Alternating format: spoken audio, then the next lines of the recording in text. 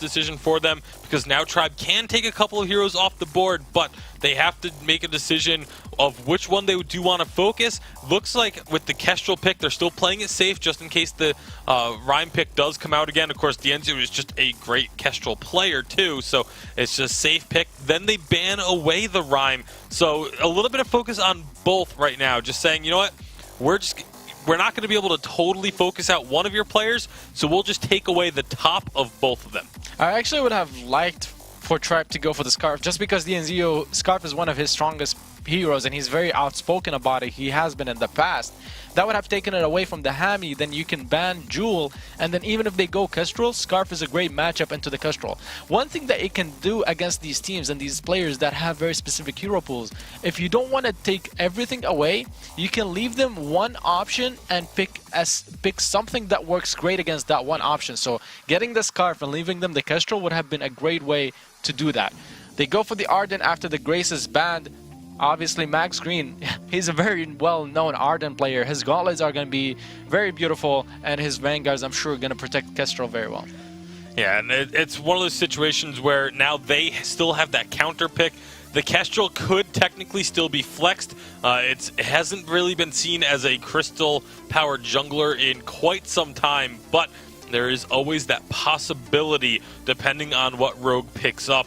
But I expect Rogue to go towards those comfort picks, maybe look to get that Jewel onto Hammy because he has played it so well, but that's a risk that you're taking going into a Kestrel because of how important positioning is, and Kestrel can just go into the active camo, try and sneak up behind you to where you don't have that extra armor and shielding. But it is going to be the Kroll pick for Pond, so there's one comfort pick taken care of for Rogue. This is probably going to be a Scarf. If the Hammy or Rogue try to play the draft to how they've played it in the past, they decide to go with the Celeste. This is something that they haven't picked up too much yet this season, so it's already a new thing. So perhaps Rogue are saying, we do have more heroes that we can play, and we have bigger hero pools than you expect us. The Koshka comes through again for Tribe. Cruel is a really good hero against Koshka. He can defend her off and he can outduel her actually, but same as Rhyme, Koshka can run around Cruel and try to just take the objectives, which are the jungle camps, away from him. That is a little bit tougher to do against the Cruel though, because he does have that Spectral Smite to be able to secure those jungle camps. But this is a composition, we said that we haven't seen the Celeste from Hammy this season, but before the season, in other events, he was running Celeste. This is the kind of composition Rogue had been running all through VIS. They were having great success with it, and they were just destroying teams with it, of this kind of double bruiser, protect Hammy, let him hyper carry late game. All right, well, we'll see if it's going to be enough to take on the likes of Tribe.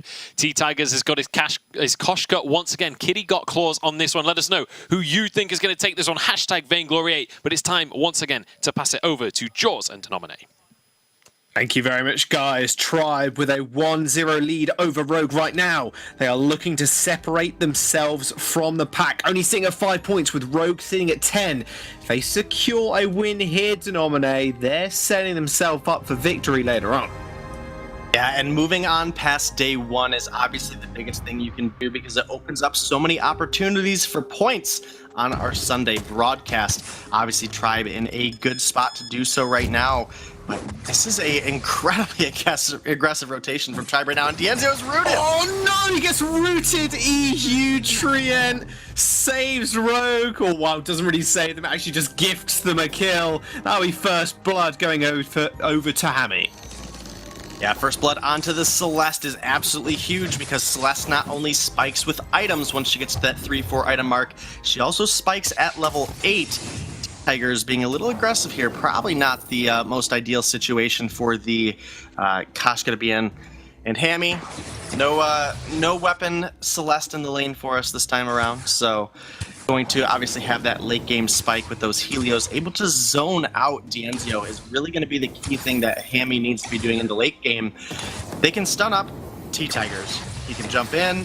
We have the Lance, we have the Githian Walls, the Impales, we have the Krull, but Hammy is going to be the one to single out Dienzio on that backline with his zoning from Heliogenesis if they want to come out on top this game. Dienzio is a fantastic Kestrel, and his damage is going to have to be respected. Brilliant. Well, DNZO is on a carry as well, and he's going to be fairly scary to the late game. He's got Max Green for protection. He's got the Vanguard and the Gauntlet, obviously. But T-Tigers, he wants a bit of action. He wants a bit of that Elder Tree, and he's going to dive into the back line. It does get smited away by Pon, the original. DNZO has made his way down towards us as well, but regardless of that, it's going to be very hard to contest big neutral objectives like that if you're if you're Tribe. Yeah, and, Rogue's off to a good start, I might have to say so myself. They've gotten 2 Treants, they've gotten the first blood as well, and even in that first rotation, I don't think DNZO was actually able to steal away Pon's Treant. I think that did end up going over to Rogue as well.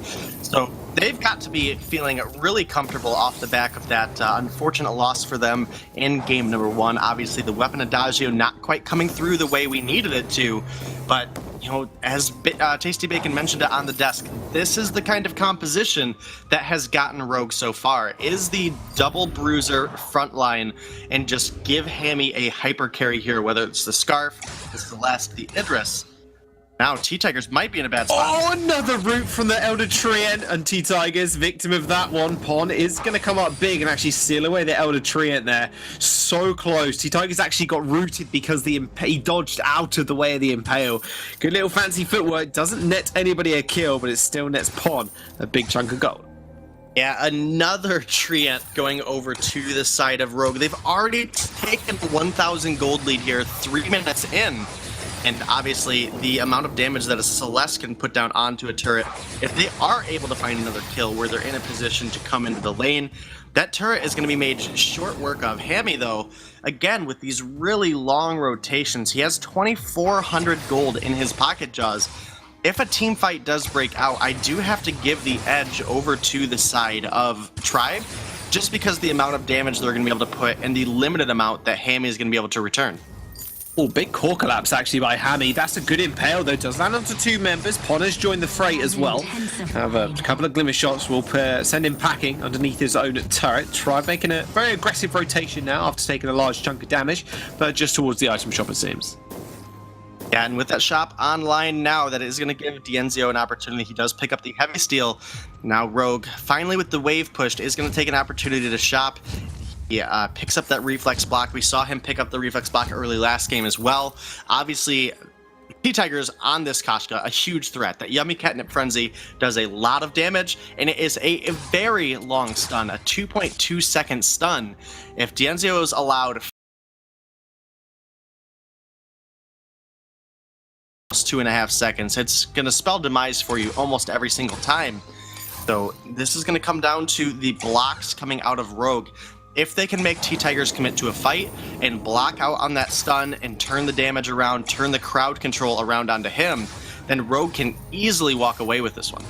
Well, that's who they want to get rid of in a fight. They want to get rid of Hammy, the pure carry. Nice Githian War Impale does land onto the kitty, but she will end up scampering away for the moment. Max Green taking a fair bit of damage as well. You can see T-Tigers, as soon as he hit that level 6 mark, made his way to the lane, tried to make something happen, but Evo is more than wise. If he lands one Impale, he knows there's a lot of damage to follow up, and a lot of CC as well. Something we haven't actually touched on either here, Denominate. The CC layering coming from Rogue, Hammy's core collapse. We've got From Hell's Heart now available, into Githian Impale, you name it, they've got it. Well, not only just the Githian Wall, Evol is one of the keen users of that echoed Githian Wall.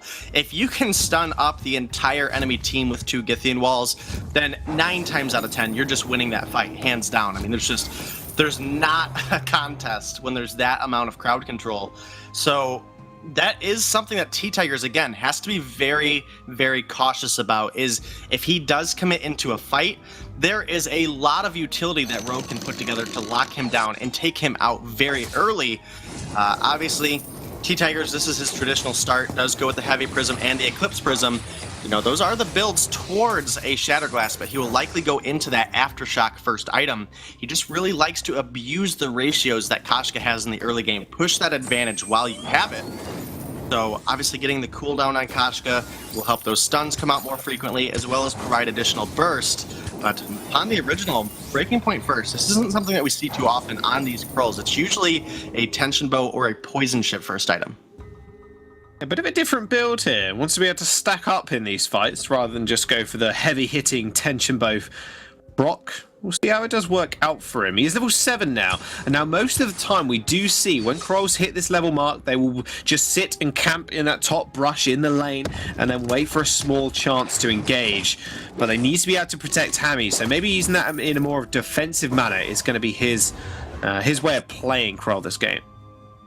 Yeah, definitely going to be looking for those long engaged fights. T-Tigers gets some damage down on Hammy there, but not able to follow up. And Rogue is really split up right now. They have to be incredibly cautious. Really do, and with Hammy taking a couple of glimmer shots as well, he's blinking health bar at the moment. Critical health, and now they are able to just siege up this turret. T-Tigers doesn't have that aftershock just yet, so he hasn't got the full bang for his buck, but Dienzio, he's got that Sorrow Blade, so he's going to make mean work of this turret if he's left any time to it.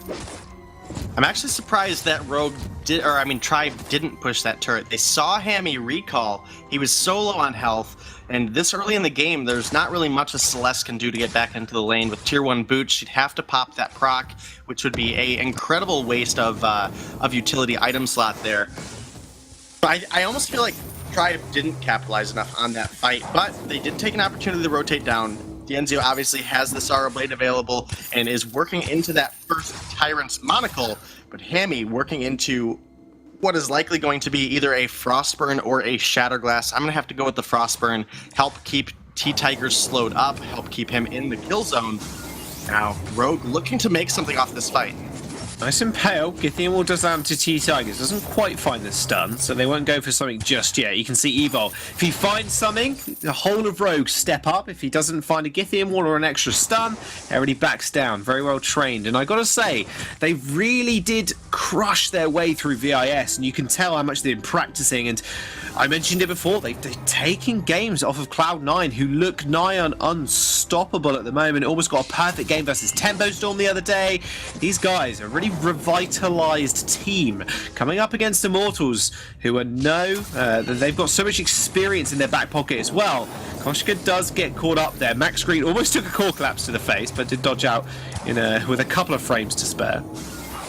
Yeah, and Dienzio, oh boy! Ooh, nice engagement from Pond. It's actually going to get blocked up. Gauntlet comes down a little bit on the wrong side. Is actually Hammy picks up a kill straight onto Dienzio. They're going to get Githyanwall, sending them back towards the enemy territory. T-Tigers in a lot of trouble. Heliogenesis will end up finishing him off with that overdriven. It's very hard for him to dodge out of those. Max Green, anyone alive, did use that Gauntlet, but that will leave Rogue now with a lot of time on this turret, and will go down as well. Yeah, and a Celeste makes such short work of objectives that, that is a huge start here for the side of Rogue. Getting that down, it is going to make it more difficult for Dienzio to farm, and Dienzio has a sizable lead right now, so any advantage that Rogue can get to make it easier for Hammy to get to that late game uncontested, that's really a win for Rogue. So now Dienzio does have to be careful. He doesn't have that first turret to fall back to. And as you mentioned it, Hammy now level 8 has the overdriven Heliogenesis, has that additional range. It is easier for him to farm now, as well as easier for him to poke out the opposition. But Pond, the original, needs to get a chance to shop here. He has a lot of gold in pocket that he has not been able to spend. And gold in your pocket does not translate to damage or sustainability in a team fight. Yeah, but it's always nice to save up a little bit of bank. Start flashing the cash, but he is going to flash the cash in form of items now. He's going to pick up that infusion and tier 2 boots, I believe that was. Correct. Yeah, there we go. He's a little bit quicker now. Oh, a little bit quicker to catch up to that cow. Nice Githyanwall. 2-man stun into the Impale. He's going to get blocked. Hammy's on a lot of trouble in the back line, but T-Tigers has to dash straight on out because Dienzio's in a lot of trouble. Heliogenesis will finish him off. He tries to do all he can. Max Green once again has to run away. Didn't want to fight just then. Gauntlet's only just come off cooldown. Tribe, they're going to lose 2 members and perhaps a little more with that gold mine on the table. Yeah, gold mine coming up, but Max Green is here looking to maybe contest it. He did pop a minion candy on it, and that is a huge thing to make note. It's not doing a whole lot of damage to Evil as it is on the captain, but maybe he can still come through and get a steal here. He's definitely looking for it. He is looking for it. It's going fairly low. 1 shot, 1 kill. Not quite. Pond does smite it away instead. Secures the gold bounty. Now Tribe, they do get a little bit of time in lane, but look at the items now raining through. They are making it rain right now. Rogue, they picked up a metal jacket for Evil. In fact, Pon, I'll talk about that in a minute. He does find the Impale on to Dienzio. Yummy Cannon Frenzy is going to get blocked on Pon. Gauntlet comes down. Hammy in a lot of trouble now. He was in the front line. He gets punished for it. Dienzio with the Glimmer Shots will find the kill. And now Pon is going to fall as well to T-Tigers. Now we Tribe taking 2 kills. And now Evil is last man standing up against the mic that is Tribe. They lose the turret, and the Evil might just lose his life in the process as well. One more second, Evil. If you live, you save your team an ace. He will pull it off. Oh, T-Tigers taking a couple shots there. That was actually a beautiful fight coming out of Tribe. Hopefully we get into a replay on that one. Dienzio with some incredibly fancy footwork got out of the way of a couple impales coming out of Evil. And like you mentioned, Hammy got himself up into the front line. And that's just not where you want to be as a Celeste. You want to be using your range to the advantage. Yes, I understand Dienzio had made it out on low health. You were looking for that kill. But a low health target is almost as good as a killed target. If you've got them low enough to force them to back, which if Hammy didn't die, that would have been the case, just turn your attention onto T-Tigers. Turn your attention onto Max Green. Force the opposition to get low. You won't lose out on your objective at that point. You might even be able to push another turret off the back of it due to the backing time. It's just, you've got to be more careful on a Celeste. You're so squishy at this point in the game. Not building any defensive items, and we can't imagine she will either. She did pick up Clockwork the last time she did pick up an item, so again, that is going to be an extra bang for your buck. Rogue now transitioning towards the item shop, just clearing out a little bit of vision as well. Remember, both tier 1 turrets are now down for either side. Rogue, they've been the ones to kind of make these plays. Pon has really been trying to force Max Green into an uncomfortable position. The Gauntlet last time really did save them, and in fact did obviously end Hammy's life as well. If he gets another one off like that and just traps Hammy in, it's going to be very, very easy for T-Tigers and Dienzio just to pin him down, take him out, and then they can deal with the rest of Rogue. Yeah, and Tribe has started up this gold mine, but Rogue smells something amiss, and they're coming down. Jaws, can we see a fight break out over this?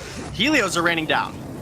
Yeah, raining down. A lot of flares coming out as well. In fact, Evo's going to restock his also. Gold Miner about half HP. Again, like I mentioned before, it's going to be very hard for Tribe to actually contest these when Pon is around to smite them away. He's going to get a small... Ooh, that's really big. I was going to say get a small flank, but actually Max Green comes up big with the Gauntlet. That's a massive cooldown now down, and Max Green is very low as well.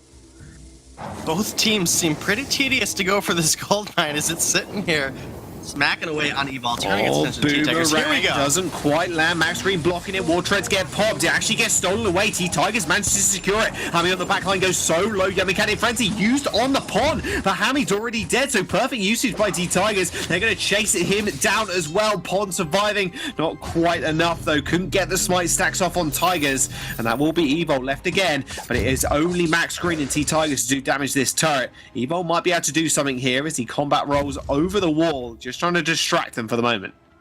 Yeah, holding the minions back is really what his goal is here.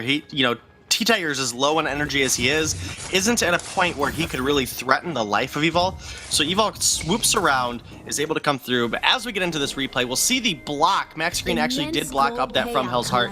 Here comes the damage. Hammy, was unfortunately unable to get out alive. The stun coming through on Pon did keep him off of Dienzio, which gave Dienzio enough time to get through, get those attacks down onto Hammy. They secured 2 kills, but again, good plays out of Evil, recognizing that T-Tigers was low on energy, pulling that minion wave away from the turret. Probably saved that tier 2 turret for Rogue there. They did manage to lock down the gold miner, so that's at least something for Tribe. A little bit extra, I should say, really. 3,000 in the lead now for them. Rogue, a revitalized team, looking a little shaky coming up against Tribe at the moment. One shot, 1 kill will be a little bit of a glancing blow on Evo. He's very tanky at this moment in time. With more items coming online, Hammy almost about to pick up his broken myth. This is very, very scary now. T-Tigers will obliterate, and so will Dienzio. They will be nothing if Hammy can get a couple of Heliogenesis off. As we can see, Dienzio picking up 4 aggressive offensive. Aggressive, offensive, pretty much the same thing. Hammy in a lot of trouble. Hang on a second here. Glimmer shots are going to rain down. Your Mechanic Frenzy does get used on Evo. Is going to get blocked. Core Collapse is going to miss. Hammy perfectly using the reflex block there. Solar Storm comes through. A lot of damage onto Pon already, though, and he is going to fall in the end. Dienzio now focusing towards Hammy. Beautiful Core Collapse, only going to stun up one, but T-Tigers will scratch him away anyway.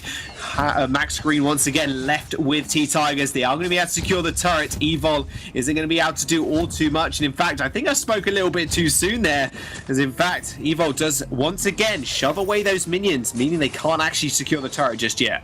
Yeah, and Evol is really one of the better captains in North America, in my opinion, for a lot of his objective plays. And we see it here. This turret is still standing just due to that. But in that last fight, one specific thing that came through that should have spelled something good for Rogue.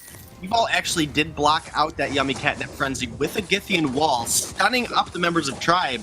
But at that point, Hammy had ran just a little bit too far away. And, you know, now, unfortunately, the overstay, the overcommit out of Tribe, looking for that turret, does cost Max Green his life. We are at 17 and a half minutes. That's going to allow Rogue now to start up this Kraken. With Celeste, they can take it very quickly, and Tribe is nowhere around even to attempt to steal. T-Tigers is on his way, but I don't think it's going to be in time. Like you said, big overstay there by Max Green. He got the Echo, but Rogue, they've captured the Kraken. Been unleashed, and with tier 3 boots now on Pon, he's going to be straight on T-Tigers. Well, sorry, straight on Dienzio, more like, to rip him to shreds. Now it's all on to Rogue. They still need to come back in this game because Tribe is still a game up, remember. They are on the ropes, but it's looking good. The turnaround has been made. Gold League not in their favor, but they're going to have this Kraken marching down the base. Dienzio is going to have to do something about it, and he's going to have to do something fast. And Hammy has picked up that Broken Myth as well as a level 12 infusion. T-Tigers, have you overcommitted? Tribe going in. Gauntlet comes down. Echo's going to get popped for another Gauntlet. Dienzio straight on the backline. Another Gauntlet does get laid down. Hammy with a beautiful Solar Storm. But they're going to be able to find the kill onto Pod already. As a 1-for-1 trade. Make that a 2-for-1. Evo once again left with Tigers. Dienzio, though, is going to be able to take out this Kraken with the help of Tigers. They do end up losing one turret for that one. But Max Green with the perfect engagement, setting up the team fight perfectly with those 2 gauntlets. Yeah, 1 turret for Kraken. Gold favor goes over to the side of Tribe on the back of that one, especially with 2 kills to you know, solidify it. Max Green did lose his life, but I mean, they did get both carries, so it wasn't a huge push. So as we get into this, we see T-Tigers go way too far, but it was actually a Githian wall that pushed T-Tigers out of that core collapse. Pon taken so low because of the low amount of defense. Dienzio was able to make short work, and then trapped in the gauntlet. Hammy just gets locked down, and T-Tigers bursts right through him. Evol makes a great escape, but it's just Tribe turn their attention onto that Kraken, get it down, and get 500 gold apiece in their pockets. That's enough to renew infusions, Jaws. That is a big deal to give up. And it's a big deal, and it's also still on the cards for both these teams. It's been so even thus far. Down to 3 turrets each now. The next one will break the base. With Rogue starting to really come online. Hammy with that Broken Myth. I'm looking at you. You are the main carry for this team. It's not a death ball kind of composition, but it's definitely protect the carry, protect Hammy, let him pop off. This is what Rogue do so well, and they've proved that through VIS. Are they going to be able to continue pulling this off? Because Dienzio and T-Tigers, they have made it to the back line before, and they're going to, oh boy, they're going to do that again. Yeah, definitely looking for it, Jaws, as Tribe is looking to find another fight. Kraken will be down for a couple minutes, but once that gets back on the board, obviously either team can make a huge push out of it with only 3 turrets alive. So Pon the Original has committed hugely to defense and utility. Only that breaking point for his offensive items has gone into the Shiver Steel, which will help slow Dienzio up. But if he uses that active camo, you're not going to be able to follow up with any damage. So it's going to, you know, hopefully some good flares will come out of Evol and, you know, allow Pon to get onto that backline, allow Pon to find Dienzio even throughout the active camo. That's really the good condition there for Tribe. That is what, or I mean, for Rogue. For Rogue. It's all right. You got there, buddy. Got it there eventually, but Hammy has the Aegis complete now. It will give him some more survivability against T-Tigers, and that is huge for Celeste in these fights. So it's, again, this is a hyper carry scenario. If you lose out on Hammy early, or if you lose out on Pawn early, there's nothing that the other can do really alone to follow up on a fight. Kraken's back on the board now. Both teams kind of hovering around, but now Tribe moving into the lane, maybe looking to, just give some presence and see if they can bait a fight out here.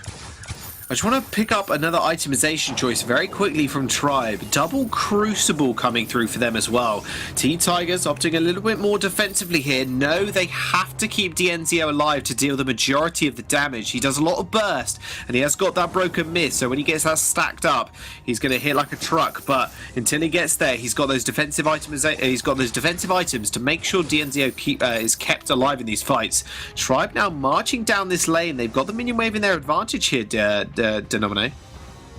Yeah, they absolutely do, and T-Tigers going with this Crucible can hopefully help prevent a team-wide stun come through, whether it's the Core Collapse or the Githian Wall.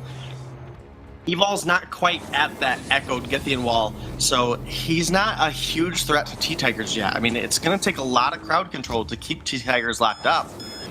And now it is Tribe on the wrong side of this fight, but they might be in a good spot as well. Rogue got that in spades. That is the crowd control. Gauntlet's going to come out. They're going to separate the team. In fact, that Solar Storm was good. Dienzio going so low. Double Gauntlet. I can't even see what's going on. I don't think Hammy can either, but he knows when the Heliogenesis hits. That's going to be 2 kills over to him already. Looking mighty impressive. Max Green with a beautiful double Gauntlet. Just couldn't save Dienzio in time. Trapped up in a corridor, and Evo just made mean work of them.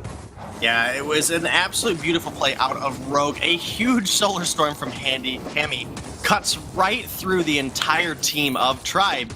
And right at, it couldn't have come at a better time. Kraken's on the board. You pick up a kill on both of the carries. This is basically free pickings, or Max Green giving up his life trying to contest. It is now Hammy and Evol pushing in this lane, and upon the original, obviously Solo working on this Kraken. Gonna take him a while, but it keeps Max Green busy, and it keeps the wave forced, so he is not able to rotate down. And now that's a Kraken for Tribe, or for Rogue, and it is not a good position for Tribe to be in, with Celeste, how far she is in her build, picking up tier 3 boots at this point, re-infusing. Celeste is able to rein in those Helios over the Kraken, help take those turrets early, and really set up a minefield that makes it difficult for Tribe to come in and try to pick a fight. Bit later than we normally see it, but Evo has picked up that Echo now, so he is able to double Githian Wall, double Impale. Just make sure you don't double combat roll. That'll look fairly embarrassing. Tribe now, they have to be able to defeat this Kraken in order to make sure their base stays nice and healthy. Dienzio has got the damage. Double Tornado trigger, plus the Monocle is going to rip through this Kraken. He just needs a little bit of time. He's going to open up the base, however. Rogue marching in, not playing so aggressive. They know they can keep safe. Max Green gets his gauntlet interrupted, has got that Echo, but he hasn't got that double gauntlet to work with now. Yeah, that was a beautiful stun out of Evol. He's so mechanically on point. And now here comes the second. Gauntlet comes down, 2 men stunned up, but it's not Hammy. He's not stunned at all. Core Collapse comes through, hits Max Green. He's on the back line. Solar Storm hits 3, executes him, and now T-Tiger's trying to get on Evo. He couldn't quite make it. Dienzio versus Pond, the 1v1. Can he do it? He needs to duck, dive, and dodge into Camo. He's going to get flared out. Pond's just going to chase him down, but meanwhile, the Kraken is still on the turrets. One has already fallen. He can go back to base to get some HP, but Pond is just going to shred through them. Dienzio, he might just have the kill here, but he still needs to deal with this Kraken. Yeah, he does, and Pond does give over the ace, but not before the Kraken goes ahead and comes through, takes down both those turrets. That's now an exposed Vein Crystal on the side of Tribe, and that's really where you want to be if you are Rogue. You're already a game down, and you are way in the lead as far as objectives go this game around. There is a gold lead for Tribe, but I'll sacrifice a couple thousand gold lead at 25, 26 minutes into the game for an exposed Vein Crystal any day of the week, Jaws. Dienzio going to try to get some additional gold in his pocket, going for this Sentry is going to allow him to make sure he has gold to reinfuse. He has plenty, but you never know how many you're going to need this late into the game. So what they really need to do at this point, they need to allow T-Tigers to get as much gold as possible, complete these boots he's going for. He has the Slumbering Husk, which is absolutely huge for this Koshka survivability, I'd almost expect to see a third War Treads come out of Tribe at some point in this game, just so they have so much utility for that engage or disengage potential, as well as just more additional health to keep T-Tigers alive. Not often we see triple War Treads, but when you want to kill one target, triple War Treads does the job, and it does it pretty well, but only if they can actually pin Hammy down. Evil has been absolutely on fire. This guy's a monster on the lance. It honestly feels like a ban against him, right? You have to just take it off the board. He's just so good at setting up these plays. 11 assists out of the 13 kills.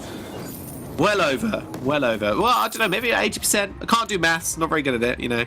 Caster maths, that's what we'll put it down to. Rogue pushing in, though. Everybody in this game actually right now has a huge amount of kill participation. Max Green is sitting the lowest at 9 of 12, about 75%. So right now, this could really still go either way. These death timers are getting incredibly long jaws, and Dienzio and T-Tigers have the damage. Here we go, War Treads are used. Oh, War Treads, there's the gauntlet as well. Hammy's in trouble on the back line. T-Tigers trying to find him, but Dienzio is just hitting the tanks. Evo going fairly low, though. There's the next gauntlet comes through. Hammy not quite stunned up, but Dienzio's got the damage. Plod's going to be the target. He's going to be the first one to fall. That's a massive solar storm comes through, but now Hammy's completely alone. Double Githian wall straight onto the back line, and that will be Celeste taking out 2 members. Hammy only just managing to wipe out 2 before he went down with the heliogenesis, and now it is T-Tigers versus Evil with Kraken on the board and on the menu as well. Tribe losing 2 members at the end there was so huge for them. Evo trying to find this ace, but T-Tigers a little bit too quick on the Koshka. A beautiful play coming out of Hammy on the end of that really unfortunate fight for them. He was able to go ahead. Oh, T-Tigers! Oh no, Evo, can he do it? I don't think he can. Slumbering Husk came up pretty big there, still trying to get the kill. T-Tigers using that twirly death. Evo trying all his might, pops the War Treads, couldn't quite find it. That's actually a delayed ace. He only had to stay alive for 5 seconds longer before Pong came up. Tribe, they're going to find it. They might just start this Kraken as well with Max Green and Dienzio spawning in a second. Yeah, checking over at this replay, we did see Evil drop very low at the beginning of that fight. T-Tigers came in, and second gauntlet came through. Pond was dropped so low, he was forced out of the fight early, but a beautiful Solar Storm hits all 3 members. Not a lot of damage, but these Helios and Core Collapse come through. It helps them secure 2 kills. If Hammy didn't get those 2 kills, that was game for Tribe. They had the damage. They could have just pushed through to the through the base, through 3 turrets based on the death timers. But instead, they now have to pick a Kraken, and they have to be very careful on this push, because if they lose out on Dienzio, then it is Rogue that wins. As long as Rogue doesn't give up a kill, if Dienzio drops the main damage source for the side of Tribe, then there's nothing really that T-Tigers can do or that Max Green can do to prevent Rogue from just forcing into the base. Kraken has 3 turrets to go through. They would have plenty of time to make a base race to this exposed vein. Yes, there were always the danger, but Tribe, they are dangerous. They are men without fear. That's exactly what they need to be right now. Just without fear, just being able to poke down Hammy, poke down these turrets. 1 shot, 1 kill will go a little bit wide. Turret down to about half HP right now. Hammy still just chunking away at this Kraken. I think it's only going to take 1 here. It's about half HP. Dienzio finally finding that last glimmer shot to take it off the board. But Tribe, they only managed to secure 1 with this Kraken. It's a little bit of gold, but at 30 minutes in, gold's not meaning all too much now. Yeah, it's definitely not. And again, this is literally the next fight. If someone can pick up an ace or pick up 2 kills, that team should win the game. Dienzio obliterates objectives with this weapon Kestrel build, and obviously, you know, it doesn't take much. I mean, even if Evil was the only one to survive the team fight, if they pick up an ace, he'd have the damage to close out the game. So both of these teams are in a really tough point going forward here. Obviously, a little bit of vision here at the choke point for Rogue, as well as some on the side of Tribe as well, making sure no backdoor attempts come through. And I think I think you got to be a little nervous if you are Tribe or if you are Rogue right now, because there is so much on the line. There is an additional 4 chances at points going into tomorrow, and both of these teams need them desperately. Obviously, Rogue wants to get a couple additional points on the board, put themselves in the upper rankings, and Tribe wants to come through and secure that world spot, or at least be a step closer to doing so. And Rogue is sitting at 10 points right now, second place, only to Cloud9, who have looked also dominant. They do manage to get the win here. They still need to fight Tribe one more time. This is a best of 3, remember. We are 32 minutes in. This game is going to be over the next team fight happens. I'm telling you right, unless they 2 for 2 again. I don't know. I'm actually going really ham here. Same with Hammy. They are moving in actually towards the base. There's actually going to be a recall here for Dienzio. They stopped the recalls. 2-on-3 situation. Dienzio trying all his might to get back. Max Green's Gauntlet doesn't get interrupted this time. Tito is going very low. Smite does come out. Dashes straight over the wall. Dienzio is going to be alive and well here on the sidelines, setting up those active camo traps. Hammy's going to be in the front of it all, but the stuns do not come through. Max Green T-Tigers did have to get back there to get back to base, and now he is alone with Hammy. This is going to be it. Pond's now chasing him down. Core Collapse does miss. T-Tigers still diving and dodging. Evo is going to fall to Dienzio if he's not careful. They're going to go for the back door here, though. They're still going to be able to take out T-Tigers. Hammy so low. Core Collapse onto Max Green. Heliogenesis was good, but now Dienzio, he's the last member alive. He has to do something. Max Green's going down so low. Pond now with the 1v1 from Hell's Heart is going to hit. He's still trying with all this might, setting up active camo traps. Dienzio, if he gets back to base and gets his health back, he might just be able to do it here, Day. This is not the spot you want to be in if you're Rogue. That ace, I don't think it's enough to end the game. Evol will be up in 20 seconds, obviously with no minions pushing, or at least going to take quite some time to do so. Dienzio can't push through and win this game. So I think Rogue lives to fight another day. But this might be Dienzio starting up the Kraken. I'm not sure if it's the safest bet. He does have a sizable amount of health and that block, so he might be able to do so. But this Kraken is hitting like a truck at this point, Jaws. Evol is up, and I think Dienzio is recognizing this is a little too dangerous for him to try to take on. Yeah, he's going to just secure the healing camp instead, just get himself nice and topped up. Evo, like you said, has spawned, so is Hammy. I was so close to that going Rogue's way there. They're no desperation plays, very smart rotations from Hammy and Pon, and then the stoppage of the recalls as well. But this Kraken is going to get started up here, and as soon as they capture this, it's going to march down the lane. Pon is nowhere in sight here for Rogue, only just spawning. This Kraken is good as free for Tribe. Only 2 turrets now stand in their way of taking them to day number 2. Yeah, and we are 34 minutes into this game, Jaws. These teams have been so evenly matched throughout this game. T-Tigers has gone with the Halcyon Chargers as opposed to the War Treads, so he will have some additional cooldown, but I've already spotted out a couple times where their team could have used a additional War Treads, whether for the disengage or for the re-engage, and they just unfortunately haven't had to do so, and we haven't seen any good stuns come out. Here we go, though. Gauntlet comes in. Hammy's going to get it blocked up for him. War Treads is now popped here for the side of Rogue. Pon used his. Kraken still marching on the base. Very, it's not even low at all. I was going to say very low, not at all. They need to be able to kill this. T-Tigers on one of them. Gauntlet comes down to actually separate them. This could be really big as T-Tigers gets a lot of free time. Dienzio's now in trouble. He's just trying to kite back from Pon, but that slow to the attack speed from the Atlas Poultons was too good. This turret's going to fall as well. Double turrets here for Tribe with still the Kraken up. One shot, one kill is going to strike, but not strike true on that crystal. Kraken now at 3rd HP. Max Green not sure what to do with himself. Dienzio getting that healing camp. Hey, this is so close, but it does look like Rogue are going to be able to secure this Kraken. 2 crystals are exposed. Dienzio goes down though. Kraken is going to fall as well. Max Green, the only one on this crystal. Can he do it? I don't think he can. He's going to go down. Rogue with 50-second death timers to work with. They find the ace. They find the ace, and Jaws, after a 36-minute game, Rogue is able to find what they need. They come through. They bring us to a game number 3 against Tribe. Again, this is the team that went to number 2 at the Unified Finals. And it took a long time, but Rogue holding their own here, find a game, and game number 3 is going to be all that more exciting. We're going to have to see what kind of draft we get pulled out here, but amazing plays out of both of these teams. What a beast Evil is on this Lance as well. I called it before. Maybe there's a ban heading his way. Just such a god. And in fact, Rogue right now, such a revitalized team looking to take on the very best. And they did just that. Tribe fall. And that will mean this series goes to a best of 3. The third game coming up very soon. But we're going to jump onto the analyst desk where they're going to break down that stonker of a